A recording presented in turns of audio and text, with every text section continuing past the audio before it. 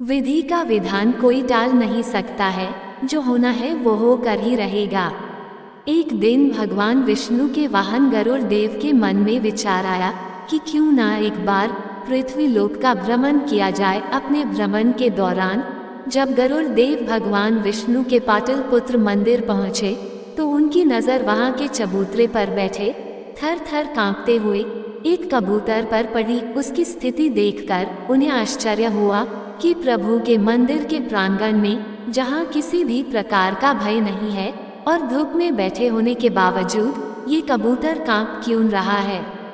उन्होंने उस कबूतर से कांपने का कारण पूछा तो उस कबूतर ने पहले तो उन्हें प्रणाम किया, उसके बाद कहा कि प्रभु, आपके आने से कुछ समय पूर्व यमराज यहाँ आए थे। जब उनकी नज़र मुझ पर पड़ी तो मुस्कुराते हुए उन्होंने कहा कि कल सुबह सूर्य के उदय होते ही इस अभागे प्राणी की मृत्यु हो जाएगी। कल मेरे जीवन का आखिरी दिन है। ये जानकर भला कोई कैसे खुद पर नियंत्रण रख सकता है। इसीलिए मैं मृत्यु के भय से डर के मारे कांप रहा हूँ। मैं अभी मरना नहीं चाहता। कृपा कर मेरी प्राणों की रक्षा करें और मुझे इस मुसीबत से बचाएं। उस कबूतर की कातर विनती सुनकर उन्हें उसके ऊपर दया आ गई।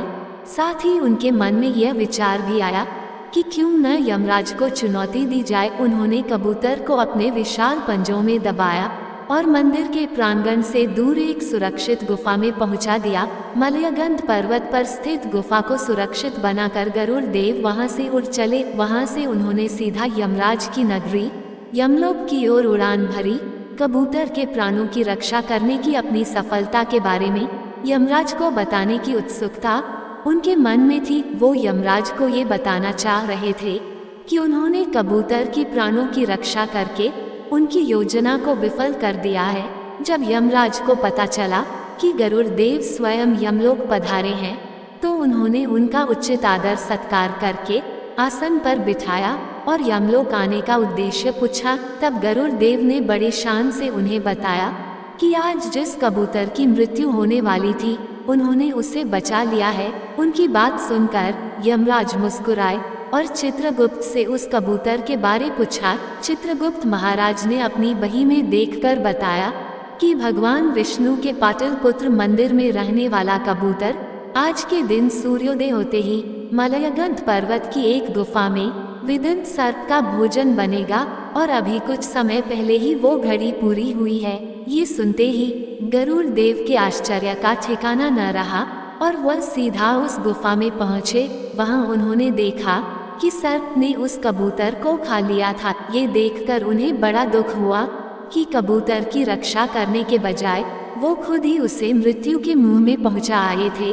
वैकुंठ लोक पहुंचकर गरुड़ देव दुखी मन से एकांत में बैठे थे।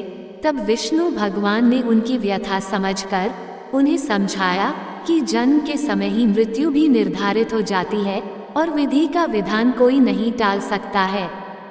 जय श्री कृष्णा। दोस्तों, आपको ये जानकारी कैसी लगी कृपया कमेंट करके जरूर बताएं।